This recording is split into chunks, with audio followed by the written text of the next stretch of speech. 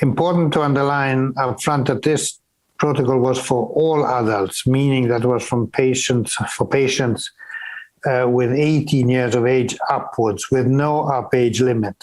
And in fact, in the study, there were very elderly patients that were recruited. So this study was based on an extension of the philosophy that the GIMEMA corporate study group in Italy has had for many years, is that of using an induction only a TKI, so tyrosine kinase inhibitor plus steroid and no systemic chemo.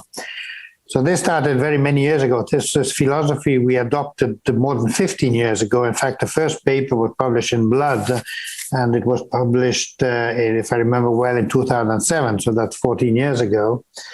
So the study started earlier. So it's well over 15 years. And the idea came obviously from CML, where you control the patient with a TKI alone. So we said, why don't we consider doing this in the Filadelfia positive ALL patients too? And we started with the elderly. So the first study with the imatinib was for patients above the age of 60 with no up age limit. And in fact, the oldest patient was 89. And all patients responded and all went into remission, which was very rewarding, particularly for the elderly, because in the older days, for the elderly patients, we didn't have anything to offer. Many even got only palliative treatment because there was very little to offer. So that was the start of a long story, and we went on over the years using second-generation inhibitors, namely Dasatinib, then we went to ponatinib. So a number of studies, and they're more or less all published.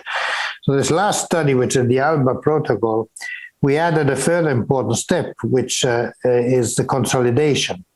So it's induction with Dasatinib and steroids, but then the consolidation is for all patients. Irrespective of response obtained with Dasatinib, they all get immunotherapy with a monoclonal antibody, Blinatumomab, bispecific. So it's a form of immunotherapy because the antibody, as you know, targets the CD19, which is present on leukemic BALL cells. But yet the therapeutic effect is mediated by the CD3 component. So it targets the second antigen, targeted CD3. So it's activating the host immune system of the patient itself, so CD3 cells. So it's a form of immunotherapy.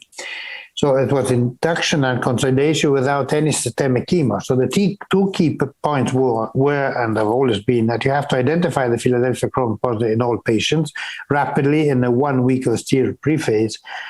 And the second is that you have to give CNS prophylaxis. So the only chemotherapy they get is in cerebrospinal fluid. So the data of this study were published in the New England Journal last fall, and it was very rewarding. All patients went into remission, and we obtained at the primary endpoint, which is after 2 cycles of Blinatumomab, we obtained 60% of molecular responses, which increased after more cycles of Blina up to about 80%. Now, what's happening at DHA is that Sabina Chiaretti has presented the update of our study, and which is, I must say, rather rewarding, because the data continue to look very promising in terms of responses and of molecular responses. And in fact, we have data that are projected at 3 years follow-up with responses which remain very good. And to give you the exact figures, bit off by heart, I never remember them, but at projection at 3 years, we have 80% of overall survival, and the disease-free survival is 71%. So this is extremely good in patients. And I must say that half of the patients so far have only received the TKI, so no chemotherapy and no transplant. Another proportion of patients have gone to transplant. What has emerged again and confirms and extends what we observed in what we report in New England is a rate of molecular responses that is well over 80% and continues to be so over time. The other important point is MRD, key point. This we said, we reported it in the publication, and it continues to be the case over time. Patients obtain a molecular response, virtual negative by quantitative PCR, remain without events, particularly if they don't have additional genetic abnormalities at diagnosis. If you have a Nicaros plus genetic profile at diagnosis, these patients do significantly less well. The update of the curve is 79% of disease-free survival if you don't have any genetic abnormality at diagnosis, 55% if it's Icarus alone, and down to 41% if it's Icarus plus. So the genetic landscape at diagnosis is very important in order to actually define the prognosis of patients. So this is where we stand, and I think it's a very important to underline. I should also, one final point is that the study was only stopped at the end of the consolidation. That was a primary endpoint. After that, the patients were free, the centers were free to treat patients as they wanted, and they were collecting all the data. And so far, half of the patients have been transplanted.